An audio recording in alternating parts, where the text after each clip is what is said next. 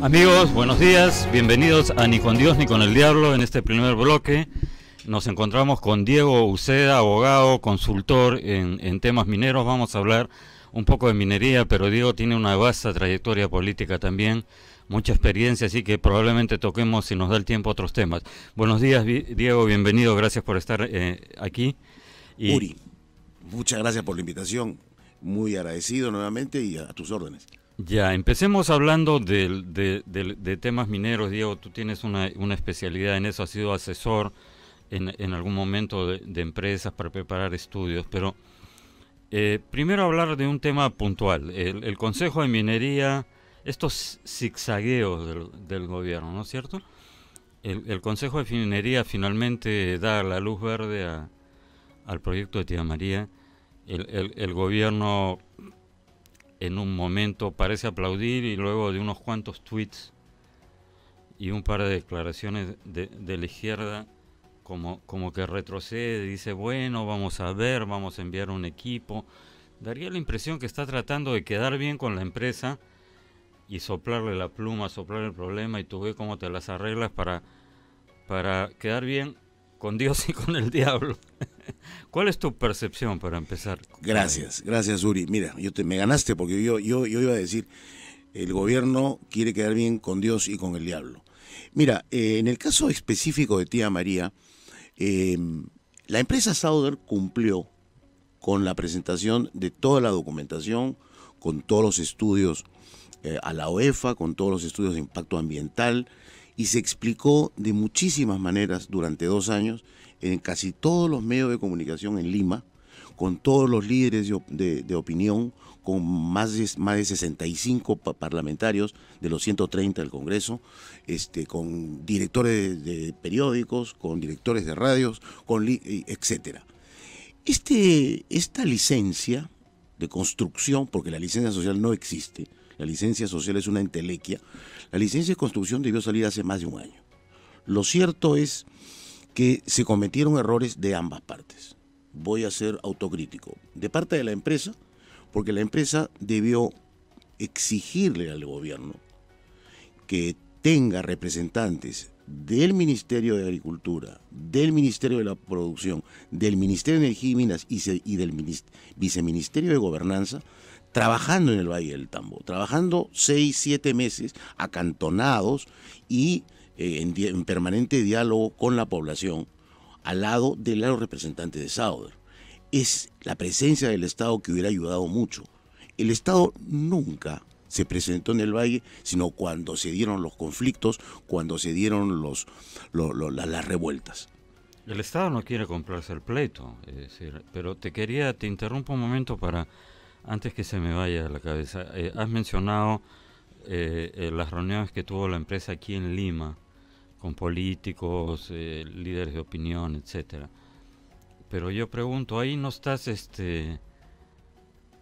predicando en la parroquia, es decir, le estás hablando a los que de alguna manera u otra, salvo excepciones, están convencidos de la economía de mercado, de las bondades de la inversión minera.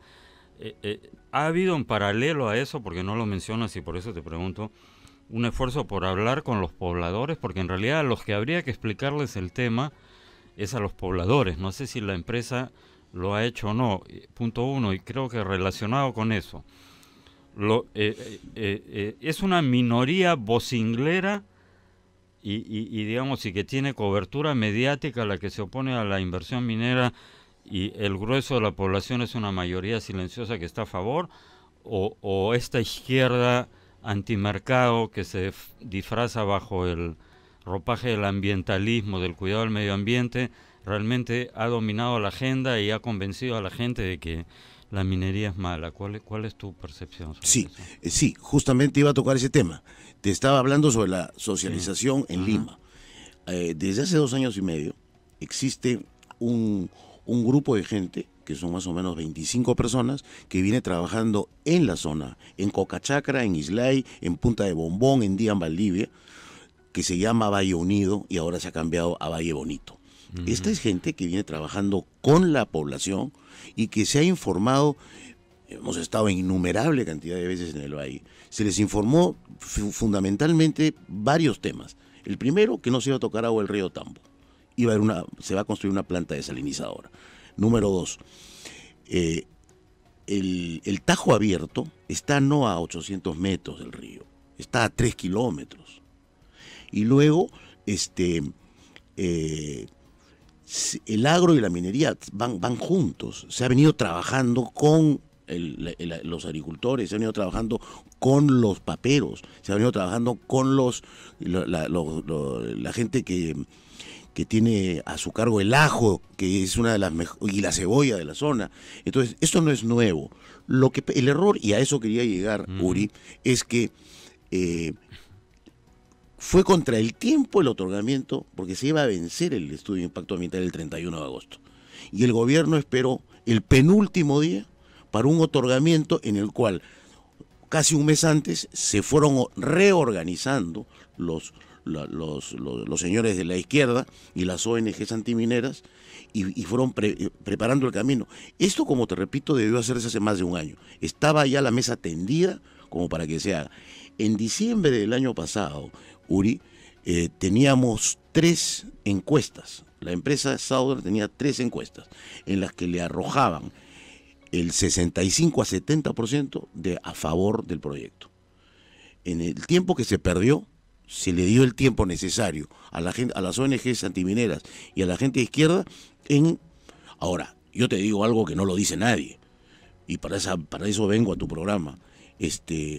La gente que está en este momento involucrada en hacer disturbios no es gente del Valle del Tambo. Para comenzar, guaraqueros no hay en Arequipa. Los guaraqueros son de las zonas altas de Andahuaylas, de las zonas de Puno. Son importados. La gente los revoltosos que en este momento están en el Valle del Tambo tienen amenazada a la población, les exigen cupos, les exigen que le den alimentación en las bodegas. La gente tiene miedo. Y esa gente es gente pagada. ¿Pagada por quién? Pagada por ONGs de izquierda. Pagada por algunos gobiernos que no quieren que el Perú sea el primer exportador de cobre. Gobiernos al sur. Gobiernos al sur, exactamente. Al sur, y que tienen problemas en su capital. Hay que ver una cosa, si saliese Toromocho, Las Bambas, Michiquillay en Cajamarca y Tía María, estaríamos a punto de ser el primer exportador de cobre del mundo. Aquí, ¿quiénes no desean que el Perú... Claro, ¿a quién beneficia al final del día este sabotaje a la inversión? ¿No es cierto? Así es. Además, nuestros hermanos del sur no es un país minero, es un país de cobre. El Perú es un país minero, el Perú es un país polimetálico. En el Perú estamos teniendo minas de cobre, de plomo, de zinc, de oro. Ese es un país minero. Y desgraciadamente tenemos pues a estos extremistas y gente de izquierda que se rasga las vestiduras frente a un proyecto minero de $1.500 millones con una inversión de $1.500 millones que va a dar trabajo indirecto para 4.000 personas, directo para 4.000 personas e indirecto para 5.000 personas más. Ya, entonces, a ver, para centrar un poco estamos todos de acuerdo que es necesaria la inversión minera y que una minería responsable. Y por último, cosa que sostengo prácticamente todos los días en este programa, porque de una forma u otra este tema aparece, no importa de qué se trate la entrevista o el entrevistado. Evidentemente, por más mala que sea una empresa minera formalmente constituida, tienes mecanismos para supervisarla, ¿no es cierto?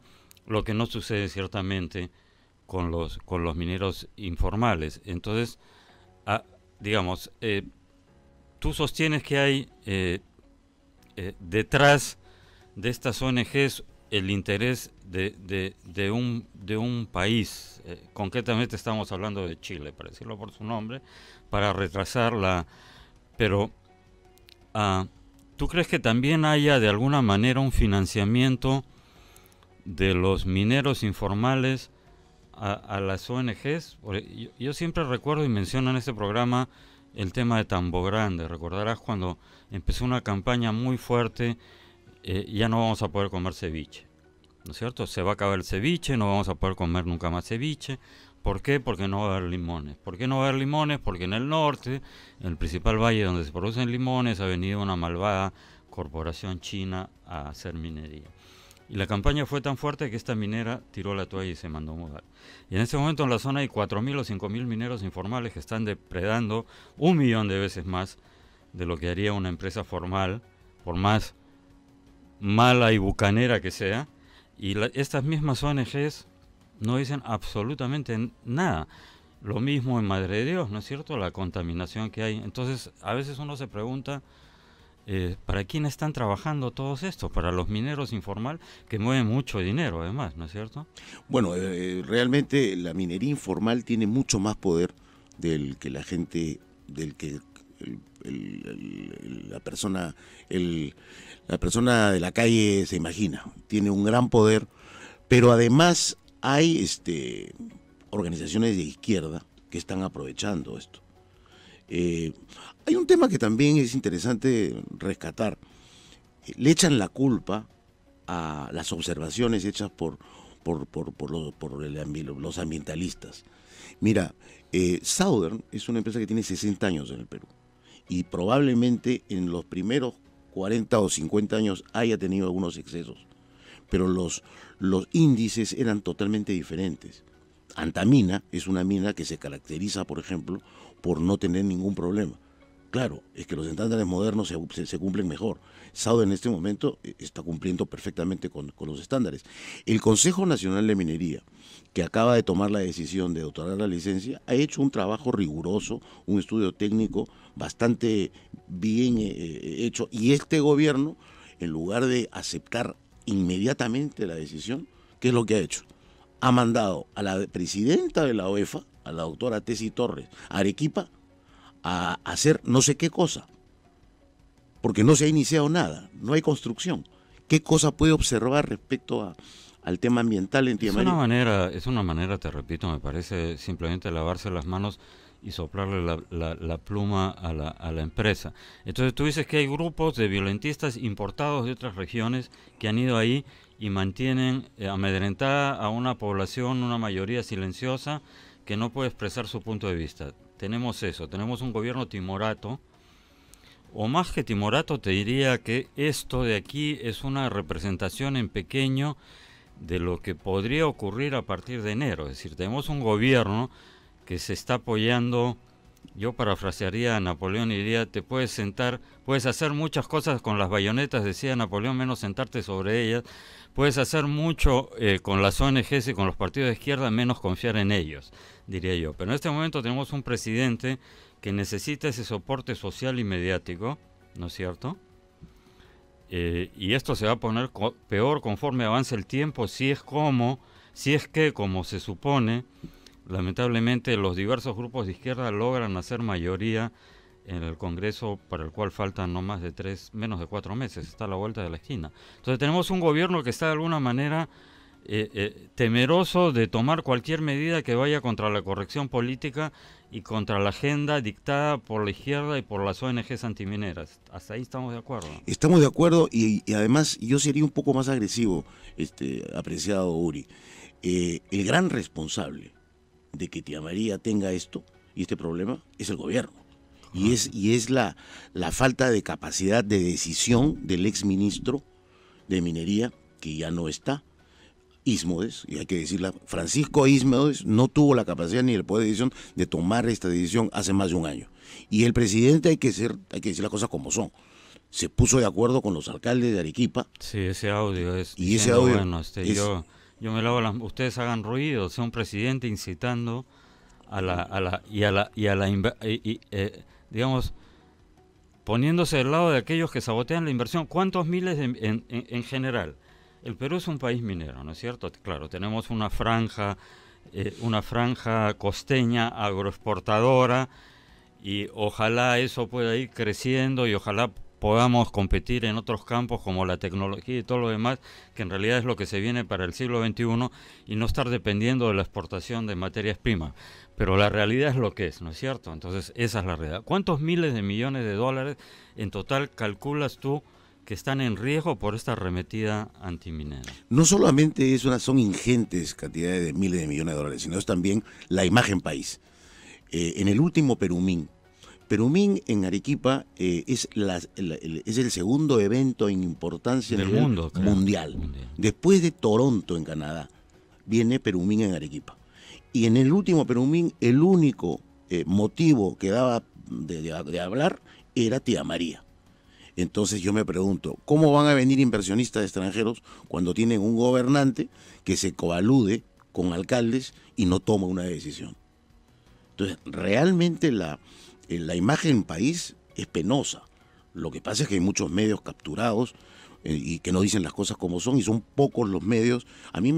Yo el otro día llamé a un canal de televisión, no voy a decir el nombre, pero los comentaristas que invitaban a hablar sobre Tía María eran todos izquierdosos. No había un invitado que hable sobre Proempresa. Al único que más o menos se defendió es a Rómulo Mucho. Y Rómulo Mucho pues es una minoría comparadas con José de Chávez, que además de comentarista sobre minería, es el jefe del plan de gobierno en temas económicos de Verónica Mendoza. Entonces, ¿cómo va a opinar un señor así?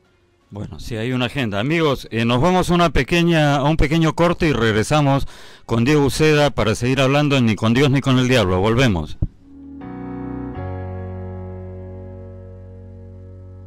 Amigos, estamos de vuelta en Ni con Dios ni con el Diablo, con Diego Uceda. Estábamos hablando de minería, una pregunta más sobre minería, y pasamos, para aprovechar tu presencia, querido Diego, a otros temas. Entonces, para terminar con este tema, hay una arremetida antiminera de los rojos que se han reciclado en verdes y que socapa de proteger el medio ambiente. En realidad lo que están haciendo es sabotear la inversión extranjera en minería.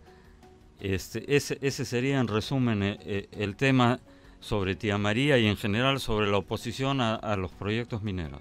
Sí, y esperemos ahora que Sauder haga un trabajo bastante bueno con la comunidad y que realmente también sea acompañado por el gobierno, porque también el gobierno tiene que tener representantes del Ministerio de Agricultura, el Ministerio de Energía y Minas y el Ministerio de Ambiente en el lugar, en la zona, porque la gente no solamente le va a creer pues a la ONG constituida por Sauder, que se llama Valle Bonito. La gente confía en el papá gobierno, tiene que ser apapachada por 2 o 3 representantes de cada ministerio, que ellos les Claro, que sientan que hay un respaldo del Estado a la empresa privada, cosa que no hay. Desde la época de Fujimori, Uri, el Estado le falta al país. Fujimori fue el único presidente que llevó al Estado donde el Estado nunca llegó.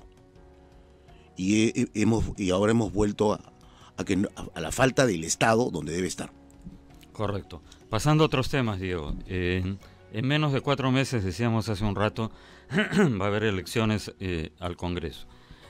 Hay quienes opinan, Enrique Gersi entre ellos, y en fin, muchos otros, bueno, no muchos otros, pero digamos, hay un grupo pequeño en realidad que piensa que el destino del Perú, el futuro del Perú se va a jugar no en el 2021, sino en el 2020, porque si la izquierda en sus diversas variantes logra llevar suficientes cuadros como para luego hacer una alianza fáctica, para usar la palabra de moda, después de las elecciones, puede cambiar en dos legislaturas ordinarias o en una ordinaria más un referendo lo que se le antoje de la Constitución, empezando por supuesto por el régimen económico y probablemente la reelección indefinida y todo lo demás. ¿Tú coincides con ese razonamiento de que lo principal está por jugarse en 4 meses? Sí, yo converso mucho con Enrique Gersi, somos muy amigos y coincido plenamente. Es más, yo creo que este Congreso es básico para el futuro del país y todavía, y permíteme hacer un llamado por intermedio de tu programa, el miércoles se cierran las listas que serán presentadas. A mí me hubiera gustado personalmente ver mejor calidad de gente más comprometida en las listas. Las listas que han salido, hay gente valiosa en muchas, pero muy poco. ¿Dónde están pues aquellas personas que se rasgan las vestiduras? Si uno quiere hacer política, pues hay que ponerse la camiseta y jugársela. Efectivamente, la agenda de la izquierda es cambiar el capítulo económico de la Constitución. Y eso no lo podemos permitir. Quienes estamos vinculados, por ejemplo, a la minería, la legislación minera hay que cambiarla en algunas cosas y hacerla y respetar absolutamente el capítulo económico. Hay que hacer que el gran reto es que la legislación minera haga que el agro pueda convivir con la minería. en el caso de la minería. Pero volviendo al tema, la izquierda quiere arremeter y quiere arremeter contra lo más valioso de nuestra Constitución, que ha sido el capítulo Claro, económico. ese es el capítulo. Cuando se habla en realidad de cambiar la Constitución, el corazón de la Constitución es el régimen económico, el capítulo económico que ha permitido este crecimiento. Son 6 o 7, no recuerdo en este momento la cifra, pero son millones de peruanos que han salido de la extrema pobreza y la pobreza para pasar a formar parte de la clase media. Y claro, como siempre digo en este programa, lo que sucede es que la izquierda ama tanto a los pobres que le gusta quererlos por millones. Y si no, veamos lo que está pasando en Venezuela, donde se calcula que el próximo año, según estudios de la ONU, llevan a ser 8, si sigue Maduro y su cúpula, 8 millones de venezolanos en el exilio con este socialismo del siglo XXI. Y además los vientos en la región, lamentablemente, parece que están soplando en esa dirección, por las razones que fueran, por errores en el manejo interno, como ha sido en parte en el caso de Chile, ¿no es cierto? La gente está muy descontenta con las AFP. Piñera, en lo personal, trató de encontrar zonas grises para eludir impuestos. Ha habido un mal manejo. Yo siempre digo, si tienes un fósforo prendido y no hay manchas de queroseno en el piso, no va a haber nada. Entonces, tiene que haber algunas manchas de queroseno, ¿no es cierto? Pero por las razones que fueran, por el mal manejo, porque hay una especie de complot manejado por... estuvo aquí Dardo López Dols hace unos días y hablaba del bloque BRIC con V, Venezuela, Rusia, Irán y China. Por las razones que fuera, el viento está soplando en esa dirección, ¿no? Tenemos Argentina, Bolivia, Evo Morales se va a quedar, Chile estamos viendo lo que está pasando y siguen insistiendo, y quizás Piñera hizo muy poco, muy tarde, como dicen los gringos, too little, too late, y al final termina sacándolo. En Ecuador tuvo que retroceder Lenín Moreno y anular el decreto de los subsidios. Aquí estamos viendo, como hemos hablado en el primer bloque, un gobierno tibio, timorato, que deja que sea la izquierda la que dicte la agenda. Tiempos complicados para la región, ¿no es cierto? Mira, yo soy amigo de Dardo López Dols, que es un estudioso de la seguridad y de estos temas del orden interno, pero yo discrepo. A mí, permíteme, Uri, ser un optimista. Claro. Yo soy un optimista del Perú. Está bien, necesitamos optimismo. Comentaba la semana pasada que hay oyentes de ese programa que me dicen, oye, eres demasiado pesimista, pon una nota optimista. Yo soy un optimista del Perú. El Perú, yo no le tengo miedo a los izquierdosos, y no le tengo miedo porque yo creo que el Perú es un país de gente, de promotores, es un país de gente... de capitalistas y de pro mercado, aunque no sepan, no hayan leído un libro, ¿no? Además, acá somos resilientes, nos caemos y nos levantamos, somos un país de microempresarios. Aquí el que menos tiene su moto, tiene su... Mira la cantidad de motos que hay ahora, o el trabajo que ha dado ahora Globo y estas empresitas. El Perú es un país de empresarios, de microempresarios. No creen en el socialismo. Acá se caen, se levantan, ponen su empresita. Aquí lo que hay que tener, lo que hay es no equivocarnos con los gobernantes. Y lo que hay que hacer es que yo me peleo con mis amigos pitucones de Miraflores, de los clubs, o con mis amigos del colegio, que me dicen, oye, a ti te gusta la política, pero los políticos no hacen nada, y ustedes son los responsables. Nosotros tenemos una clase empresarial mediocre. Tenemos una clase empresarial muy mediocre, y en eso yo sí le tengo envidia sana a los chilenos. Nosotros no somos solidarios empresarialmente. Los empresarios sacan el cuerpo. Los empresarios deberían estar en política. Hay que meterse a hacer política en el Perú. De eso estuvimos hablando con Ricardo Vázquez Kunze, que dicho sea de paso, me parece muy bien que se meta en la política, es un elemento muy valioso. Ricardo es el que acuñó la frase que repito a menudo en el programa, la derecha roñosa, referida a que la clase empresarial peruana, a diferencia de otros países, no financia think tanks que difundan la economía de mercado, el liberalismo, y luego se asusta o se asoma al abismo, le da vértigo y cree que tirar un poco de dinero a algún candidato soluciona el problema, se quedan calmados 5 años y otra vez se asoman, les da vértigo y así estamos, pero esta vez parece que ya el vértigo podría ser que caigamos. Yo no comparto quisiera compartirlo. Quisiera con todas las fuerzas compartirlo, pero veo, por ejemplo, encuestas como la de CIT, el Centro de Integración Territorial, que se ha publicado en Expreso el domingo, y ante una pregunta hay un 45% que considera que el Estado debería tener mayor participación en la economía y que el modelo económico no ha servido ese mismo... O sea, la primera pregunta es, ¿considera que este modelo económico ha acortado la brecha entre... 45% dice que no.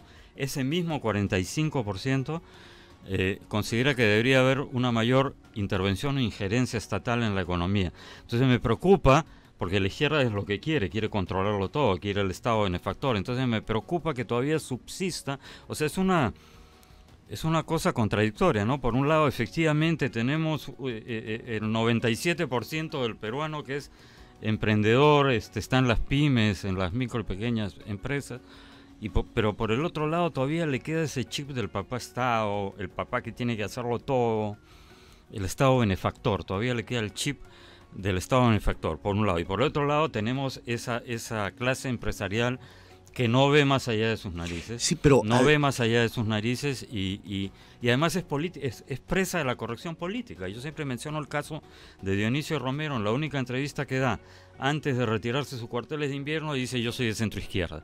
Entonces le da miedo a la gente decir: sí, yo soy capitalista, yo soy pro mercado. El capitalismo ha hecho por la humanidad en los últimos 100 años millones de cosas buenas y la izquierda lo único que ha traído es docenas, ¿qué digo? Docenas, miento, cientos de millones de muertos y pobreza y miseria. Nadie lo dice, tienen miedo a la corrección política. ¿Qué van a decir de mí? Me van a hacer triza en las redes. Entonces, volviendo a las elecciones, tú mismo dices, hay poca gente valiosa que esté jugándosela porque creen que el partido de fondo es el 2021 y no se dan cuenta que este es el partido de fondo. Entonces, yo trato de... A ver, dame una dosis más de optimismo, mira, por favor.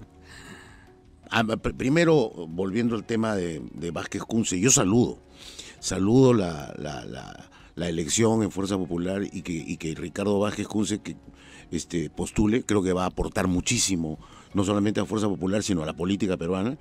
Y quienes tenemos contacto con los jóvenes, desgraciadamente no lo tiene mucha gente, yo al menos lo tengo.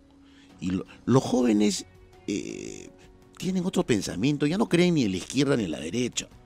Los jóvenes ahora, y felizmente para el país, están viendo al país con optimismo, son ahora más respetuosos de la cuestión ambiental, tienen una mente más amplia, un criterio más abierto, pero no hay esa época, como en nuestra época, pues esas discusiones doctrinarias, marxistas, con el leninismo y todo. No, yo sí creo, sinceramente, que no hay que tener esas posturas de lo políticamente correcto. Yo me considero una persona de derecha y yo le he acuñado un nuevo nombre.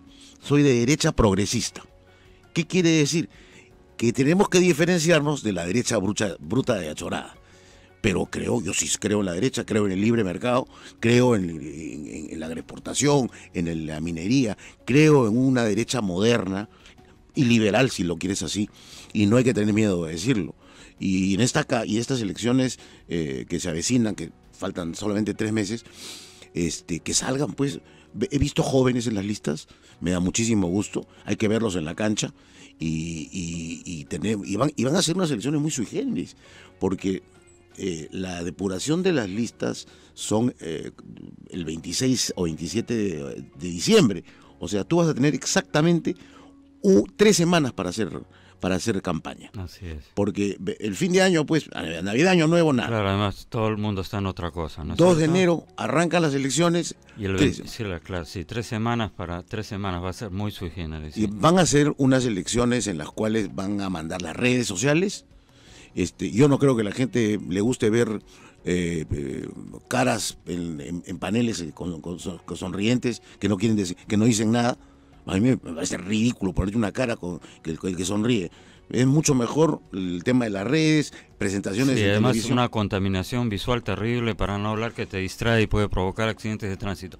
Diego Uceda, ha sido un gusto tenerte en el programa. No faltarán ocasiones para regresar, para que regreses y sigamos hablando de otros temas. Amigos, nos vamos a un breve corte y regresamos con nuestro segundo invitado en Ni con Dios ni con el Diablo. Gracias. Amigos, estamos de vuelta para el segundo y último bloque de Ni con Dios ni con el Diablo. Nos acompaña Julio Corcuera. Él es un experto de Naciones Unidas en temas de crimen y drogas. Bienvenido, Julio, muchas gracias. Y analista en seguridad también. Bueno, hay mucha tela para cortar, muchos ángulos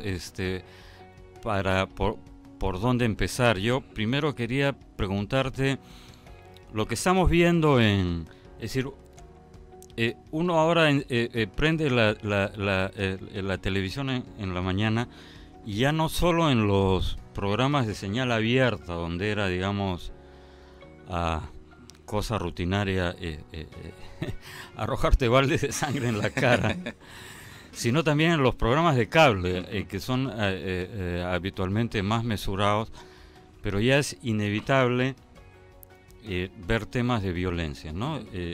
Hoy en la mañana enciendo muy temprano, además, y lo primero que veo en uno de los canales de noticias de cable es la noticia de un ciudadano que persiguió a un ladrón a plena luz del día por la calle, que había entrado al negocio a asaltar, y trata de enfrentarlo, y el ladrón se da vuelta de quemarropa, le dispara en el estómago, en la calle a plena luz del día. Entonces, lo primero es digamos, siempre ha habido esta magnitud de delincuencia, solo que no teníamos las redes sociales y las cámaras de seguridad en la calle, y no lo vivíamos tan intensamente, o realmente hay un incremento de la delincuencia, y de una delincuencia además cada vez más violenta, y si el tiempo nos da también de una ciudadanía cada vez más violenta, ¿no? Tenemos la discusión esta hace unos días entre dos conductores que además han ido por cierto tramo de una avenida discutiendo y cerrándose, y al final para y uno le corta el cuello al otro. ¿Cuál es tu primera apreciación? Sí, mil gracias, Uri, por la invitación. Un saludo a tus radioescuchas. Efectivamente, ahora, a diferencia de bastantes años atrás, existen una serie de plataformas tecnológicas que permiten recolectar, difundir y compartir una serie de imágenes que antes no ocurrían. Hace muchos años uno podía ir a alguna determinada ciudad con altos niveles de violencia y uno tenía conocimiento de estas cosas, pero era, digamos, de oídas, de relato. Hoy hay un video. El video lo hace impactante, lo hace comunicativamente sólido, sin desmedro de dos cosas importantes. Uno es que en algunos, objetivamente, la tasa de homicidio ha venido aumentando. No estamos a los niveles promedio de, digamos, de países que duplican o triplican la cifra peruana, pero comparado con nosotros mismos sí ha habido un aumento progresivo. Y en otro término, que es un tema importante, es que la violencia o el crimen no viene en un platillo volador, sino se genera en un contexto social. Donde hay una sociedad violenta, es probable que surja el crimen violento, es decir, tal cual lo ha relatado. O sea, cualquiera que conduzca en la avenida Jairo Prado en una hora como este momento sabe que conducir es violento, sabe que la interacción es violenta, ese es algo que ocurre. Hay varias formas de evaluar la evolución del crimen. Una evolución del crimen puede estar dada porque es más violento, hay más número de armas, por ejemplo, en el flujo del mercado ilícito, pero también hay otra evaluación. Puede ser también que el crimen se sofistique y sea menos violento cuando migren sus formas menos violentas. Por ejemplo, el lavado de activos. Aumente el lavado de activos, hay una mayor incidencia criminal, pero este es un delito de menos violencia urbana. O, por ejemplo, que es tema que venimos trabajando en la Oficina de Naciones Unidas contra las Drogas y el Delito, los ciberdelitos, ¿no? Pasamos del secuestro de seres humanos al secuestro de datos. Entonces, toda esa digamos, el crimen se mueve en una dinámica y hace que las fuerzas del orden, los sistemas de prevención también cambien y busquen cubrir esto. Todavía En el ojo público la violencia es la concentrada, pero hay otras formas de violencia que existen, que surgen y contra las que nosotros trabajamos. Más sofisticadas, digamos, más sofisticadas, menos ruidosas, por decirlo de alguna manera. Exacto, y por eso más letales. Y por eso más no por eso menos letales. Exacto. No por eso menos letales. Ya, cuando tú hablas del crecimiento de la delincuencia, estás abarcando en general todo el crecimiento en los actos delincuenciales brutos, por llamarlo de alguna manera, esos que son violentos, o en esos otros más sofisticados. O sea, ¿dónde es que se da el mayor? Tenemos también el tema del narcotráfico, efectivamente, la minería ilegal, que también es un delito, pero digamos, la pregunta inicialmente iba por aquel que afecta, todos afectan al Estado, al país, a la ciudadanía, pero digamos, el que afecta más directamente a la ciudadanía es ese en el cual un delincuente, por arrebatarte un celular, o por entrar, un caso que a mí en lo personal me impactó muchísimo, es estos delincuentes que entran a un establecimiento que vendía caldos en la madrugada, y había una niña, una adolescente de 17 años, que además era el único sostén de su familia, que estaba trabajando ahí, y la niña esta, la joven esta, no es que se opusiera a los delincuentes, simplemente le dio pánico y corrió, y el delincuente le disparó y la asesinó.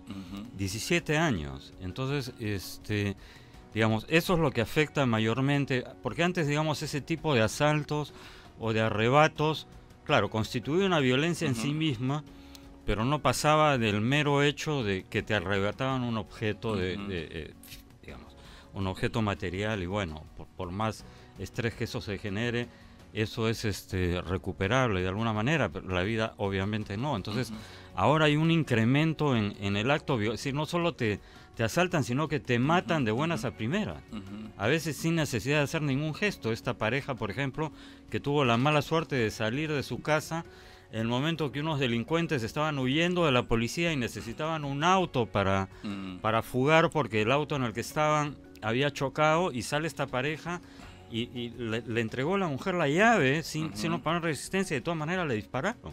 O sea, realmente hay un incremento en la ferocidad de los delincuentes.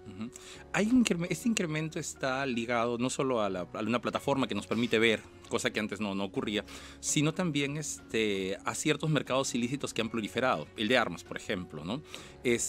Además existe, pues, Robert Mugabe ha desarrollado esto ampliamente para los casos de Sao Paulo, por ejemplo, una teoría que es conocida como el dilema urbano. Aquí en el Perú... el dilema urbano. Wilson Hernández hizo un artículo muy interesante, que permite entrar a algunas miradas de este fenómeno.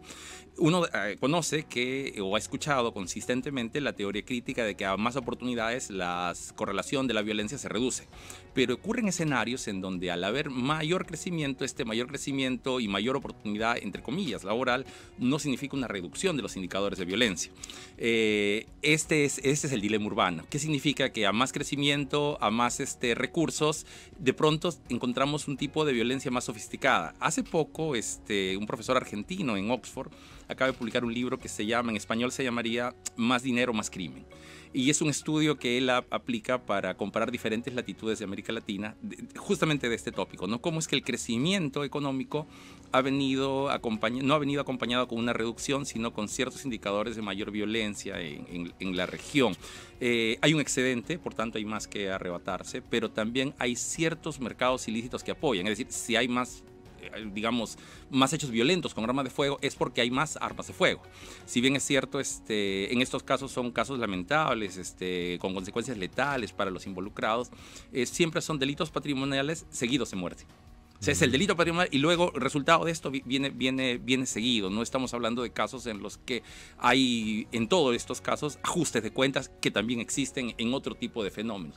Pero los fenómenos se circunscriben a ciertas formas, a cómo se desarrolla el crimen, digamos, hablando técnicamente de, por ejemplo, crimen organizado, o si hablamos de extorsión, o si hablamos de tráfico ilícito de drogas, o si hablamos de este tráfico ilícito de bienes como armas, como municiones. Si uno ingresa al Google, por ejemplo, o a la web en general, existen páginas de Deep Web, o sea, existen navegación...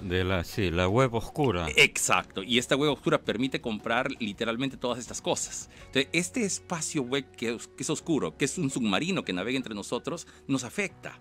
Pero por alguna razón es un tópico que al no ser visible no es atendido, no es bloqueado y permite que estas operaciones se vayan desarrollando. Hace muchos años, recordarán muy cerca de aquí, estamos pues en Javier Prado, uno podía encontrar el famoso quetero, ¿no? El que se paraba en la esquina y vendía quetes, vendía pasta y demás. Hoy día eso se hace por redes sociales. Entonces es casi una experiencia antropológica encontrarlo. Con delivery, además. Exacto. Con delivery. A veces usando los canales de delivery legales que existen. Exacto. Es decir, el crimen no es una experiencia estática. El crimen se mueve conforme la sociedad y las estrategias de prevención se deben mover alrededor. ¿El Estado se está moviendo con la misma velocidad que el crimen? El Estado peruano, me refiero. Antes de eso, una pregunta previa. Hablaste de estadísticas a escala regional. Uh-huh. En este lamentable ranking, ¿dónde en este listado, dónde nos ubicamos? Es difícil a veces de decirlo porque la audiencia suele impactarse en un sentido cuando uno da estas cifras, pero son tal cuales los estándares internacionales. El Perú no es de los países que lidera esos términos de violencia. En los rankings, lo que el Perú sí aparece, digamos, liderando, están vinculados a miedo al crimen. Eso es una cosa que tiene una variable positiva, de la conciencia de que esto no se agrave, digamos. No quiero decir que no estemos bien, no quiero decir que no hay un problema. Hay un problema y hay razones para las cuales positivamente uno debe preocuparse. Pero no es nuestro fenómeno comparativo a los fenómenos de países que tienen circunstancias graves. No es... Como los países centroamericanos, por ejemplo. Es un fenómeno completamente distinto. Lo digo porque lo enfatizo porque a veces en términos de análisis simple dicen el Perú está pareciendo a tal país. El tema es que las medidas y las razones por las cuales un país se desarrolla no pueden ser replicadas acá. Acá esto es bastante particular. Lo que decía, por ejemplo, el año 93 se tiene referencia, pienso en todos los compañeros que nos escuchan, los amigos. ¿En qué año mandamos nuestro primer email? Yo mandé mi primer email en el año 2000, pero en el año 93 apareció el primer hacker mundial que hackea nada menos el Citibank. O sea, imagínense, lo que trato de decir es, en esas líneas, nuestro crimen también viene aprendiendo y viene manifestándose. La pregunta era, el crimen avanza rápidamente y, digamos, aprende a usar las últimas herramientas, ¿no es cierto? Para sofisticarse o para operar. El Estado peruano avanza, que es un Estado lento, avanza ¿a qué velocidad, digamos?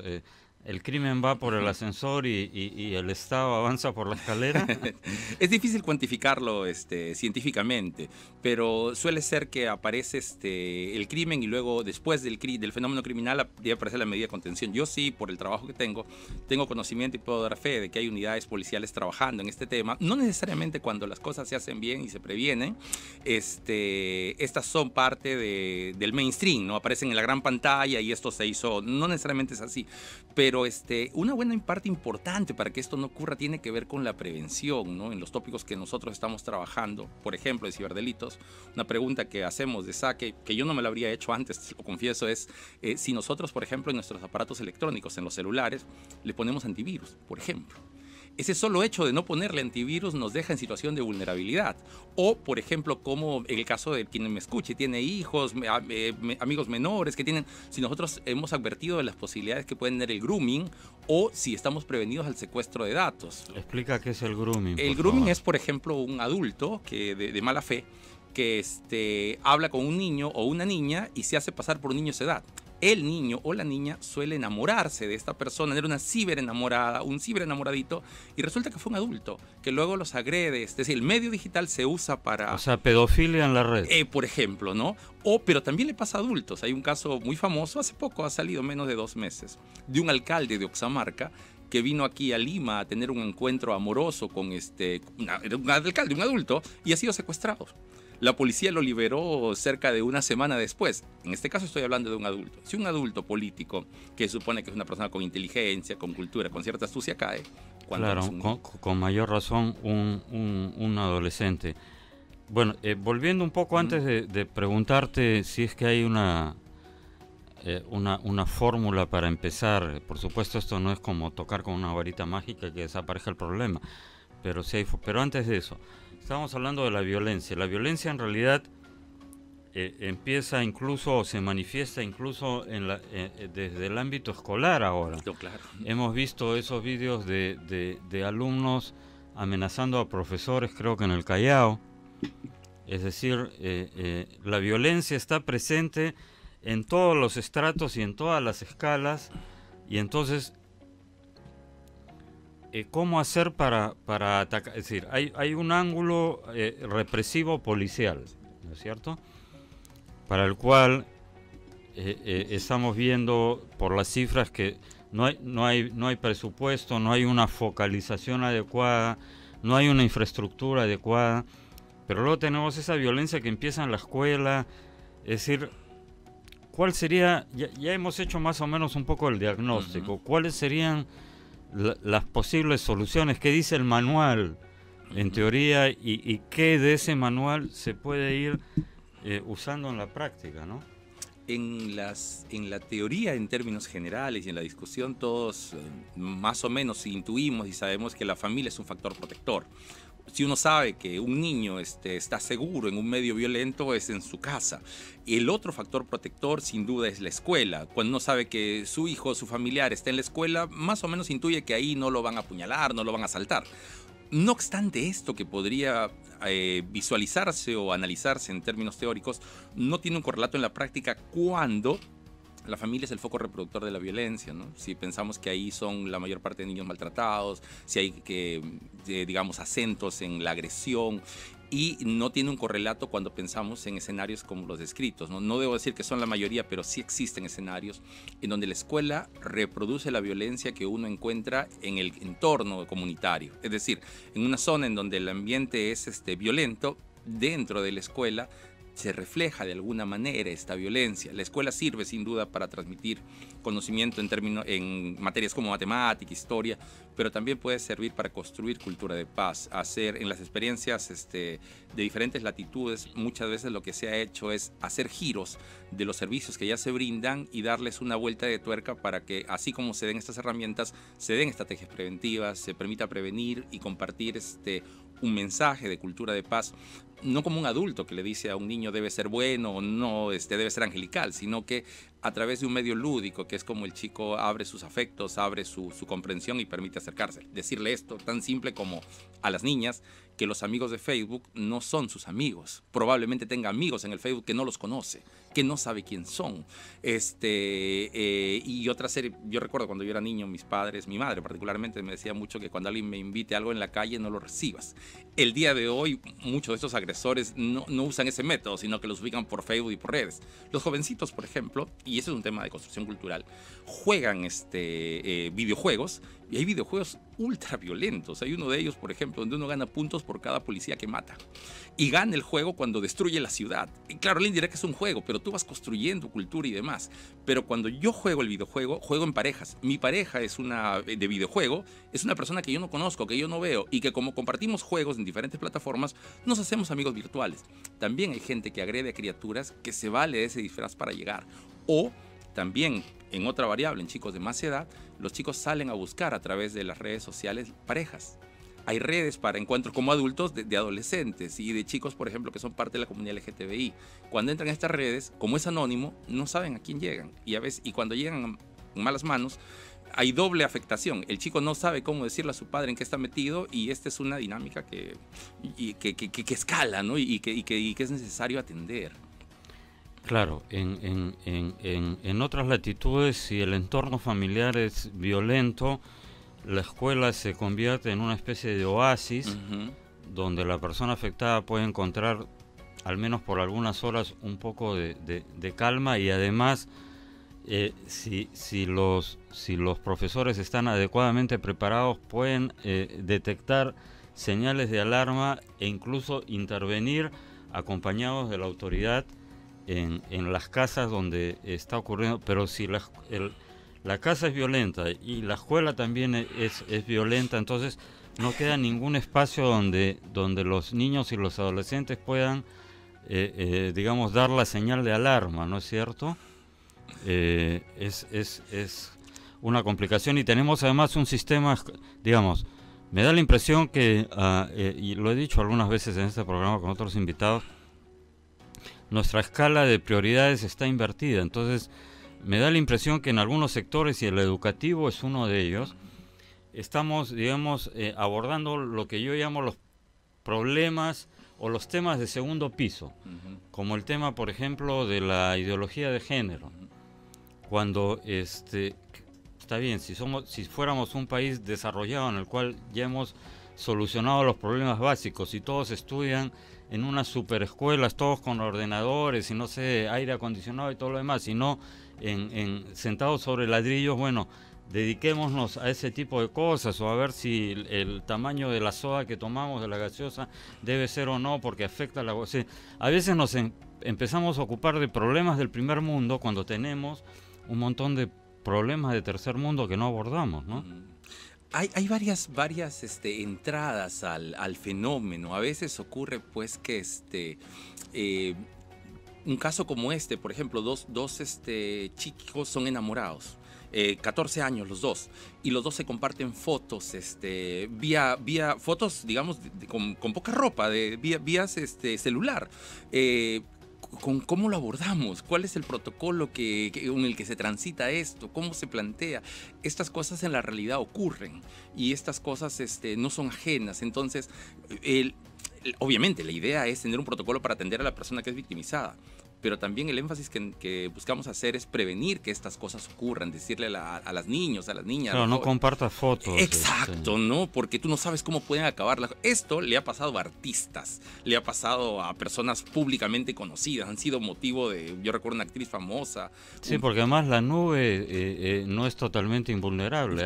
Hay piratas informáticos que penetran en la nube y pueden coger la información, ¿no es cierto? Exacto. Entonces, o pueden, en casos, digamos, no tan conocidos, usarlo como arma de chantaje también, de extorsión, ¿no es cierto? Exacto. Nosotros hemos desarrollado a través del programa de Doha un set de herramientas didácticas que buscan dejar este mensaje de prevención en las escuelas, y la venimos desarrollando en La Libertad, en Lima, por supuesto, en el Callao. ¿Son programas piloto? Está hecho para extenderse en 120 barrios del país. Ya venimos trabajando en 3 Eso lo hace Naciones Unidas. Naciones Unidas, de la mano de la Estrategia Multisectorial Barrio Seguro. En las zonas de intervención de ellos estamos ingresando. O sea, ¿con el Ministerio de Educación o con el Ministerio con el del Interior y las UGEL y los gobiernos regionales? O sea, Ministerio de Educación y Ministerio del Interior. Y Interior, sector educación, y nosotros, estos mensajes tienen clave lúdica, pero lo que buscamos es advertir a la escuela y entorno escolar, profesores, alumnos. En La Victoria, por ejemplo, venimos trabajándolo acá muy cerca también. Qué interesante. ¿Cuánto tiempo hace que están haciendo esto? El programa de Doha llega acá al Perú en el mes de febrero, marzo, y hemos arrancado en el mes de junio. ¿De este año? De este año, sí. Tenemos un horizonte de trabajo hasta diciembre de 2020 y estamos capacitando profesores, coordinadores. La meta, digamos, total a fin de 2020 es llegar a ¿cuánto? La meta alrededor de 2020 es llegar por lo menos a 120 comunidades, estamos hablando más o menos 12 o 13 regiones, pero esto no queda ahí, sino que la idea es que estas herramientas prendan y vayan desarrollándose. Hemos traído expertos de diferentes latitudes, mexicanos. La tercera semana de noviembre vienen 2 colegas de Centroamérica a enseñar a trabajar esto. Hemos venido trabajando también con la División de Alta Tecnología de la Policía. Lo que buscamos es compartir buenas prácticas de prevención en ese tópico. Uri, ayer yo escuchaba esto, bueno, yo lo había escuchado por el trabajo que tengo, pero lo veía con preocupación, como por ejemplo, muy cerca de acá, en Paseo de la República, detienen a una persona, a un joven, en un falso colectivo, lo secuestra, y a través del celular, porque muchas personas tenemos en el celular nuestra cuenta bancaria y accedemos a nuestros ahorros y todo lo demás. Claro, aplicaciones que te permiten acceder. Exacto. Claro. Y han tomado una persona y usando su huella digital han hecho transferencias y han vaciado sus cuentas bancarias. Hay una doble victimización. La persona que vaciaron sus cuentas bancarias antes asaltaban a alguien y lo que hacían era llevarlo cajero por cajero. Claro. Hoy no. Usan su huella para transferir a otras personas, pero hay una doble afectación. La persona que es afectada y las personas que por 50 soles sacan una tarjeta de débito de los diferentes bancos para hacer ese movimiento. Hoy esas personas están en carceletas, están procesadas para ver cuál es su nivel de complicidad, si son cómplices o si es que son víctimas que por 50 soles dieron una tarjeta. Claro. El crimen muta, la sociedad ha cambiado, ya nadie conoce el telegrama, recuerdan que antes era común mandar, nadie conoce, la sociedad ha cambiado y por lo tanto al cambiar la sociedad, los patrones delictivos también han cambiado. En ánimo de reducir esa brecha es que trabajamos para cubrir ese tipo de delitos, no obstante trabajamos en otros tópicos también de violencia, ¿no? Sobre el tema, volviendo y para ir cerrando, el tema de la violencia esta callejera, digamos, de asalto con violento que puede terminar y termina muchas veces lamentablemente en asesinato. Tengo entendido que el Instituto Nacional de Estadística elaboró un mapa del delito en el cual se veía que determinados delitos están concentrados en determinadas zonas del país que además no son muchas. Entonces, la pregunta un poco que caería por su propio peso es: las autoridades, hasta donde tú sabes, ¿tienen conocimiento de esta herramienta del Instituto Nacional de Estadística? ¿La usan? Porque, digamos, si yo tengo 20 policías en un sitio donde a lo mejor hay un delito una vez a la semana, ¿por qué no agarro esos efectivos y los envío al sitio donde hay 20 delitos al día, por así decir? ¿Conoces esa herramienta? ¿Tienes, hasta donde sabes, idea de si se está haciendo algún esfuerzo para utilizarla? Sí, ha habido una mejora en el proceso de recolección y construcción de data en el país. No es el óptimo pues que todos desearían o quienes recurrimos a esta información para escribir un artículo o para analizarlo o para proponer algún tipo de medida de política pública. Ha habido ciertamente una mejora. Hay sistemas de seguridad ahora online vinculados al INEI y eso es bueno. No obstante, siempre el dato debe ir acompañado o ideal es que venga acompañado de análisis cualitativo, pues el crimen se mueve. Por ejemplo, en una zona determinada podría ser que la tasa de homicidios caiga porque hay un buen trabajo policial. El caso de La Libertad, por ejemplo, en 2015, el trabajo de La Libertad fue muy, muy bueno contra el crimen organizado. Eso es poco conocido, pero si uno ve las cifras, la tasa de caída de homicidios es superior al 53%, una cosa positiva tremendamente, un buen ejemplo para el país. Pero también podría ser que en un escenario haya menos homicidio porque el equilibrio del mercado extorsivo haga que vaya hacia abajo, es decir, nos repartimos el mercado y eso baja. También puede ocurrir, lo que trato de decir es, el dato es una cosa, pero cuando el dato es analizado permite mirar otras variables. Luego, cuando uno implementa una medida, como había comentado, el crimen resulta móvil. ¿Qué trato de decir? Uno implementa una medida y el crimen se readapta. Entonces, es lo que decía cuando ponía el ejemplo de aquellos que venden quetes de droga, ¿no? Ya no es tan necesario, tan estereotípico que me pare en la esquina y haga huecos en la pared con quetes, sino que si lo puedo repartir camuflándome como vendedor. Claro, además tiene que ser integral porque si lo haces en un distrito focalizado simplemente se mudan de distrito. Exacto. O se mudan de provincia. O se mudan de estrategia. Julio, para terminar, nos ha ganado el tiempo la última pregunta. Si te nombraran ministro del Interior, así como... No aceptaría, bro. Sara anticrimen. Bueno, pero digamos, a ver, si tuvieras tuvieras plenos poderes para aplicar medidas, ¿cuáles serían las 2 o 3 que implementarías de inmediato para que la ciudadanía sintiera, digamos, un poco de alivio en todo esto? O sea, 3 cortitas. 2. Primero, fortalecer las estrategias de prevención comunitaria como Barrio Seguro, que en esa línea va, que llegan directamente a la ciudadanía lo siente, que es una cosa sumamente buena y se focaliza precisamente en donde hay estos puntos calientes. La segunda es trabajar positivamente las cosas buenas, porque las ha venido haciendo también la policía y el vínculo con la sociedad.